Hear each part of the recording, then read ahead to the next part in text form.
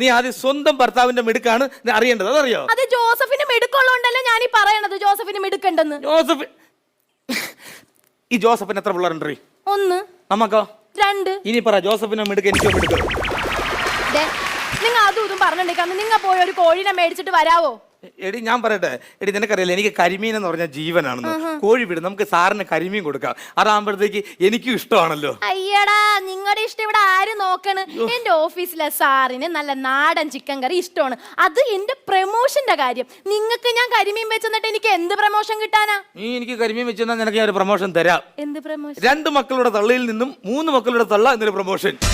എന്റെ പൊന്നോ, എനിക്ക് അങ്ങനെ ഒരു പ്രമോഷൻ വേണ്ട. എടി ഞാൻ അവൻ്റെ അടുത്ത് വിളിച്ച് പറയാം. സുരേഷിന്റെ ചിക്കൻ അല്ലേ, നാടനല്ലേ? ആ ഹലോ ഹലോ, നാടൻ ചിക്കൻ അല്ലേ? എടാ സുരേഷ് അല്ലേ? ആ അണ്ണാ സുരേഷാണ്. എടാ നിന്റെ ഒരു 1000 രൂപ എന്റെ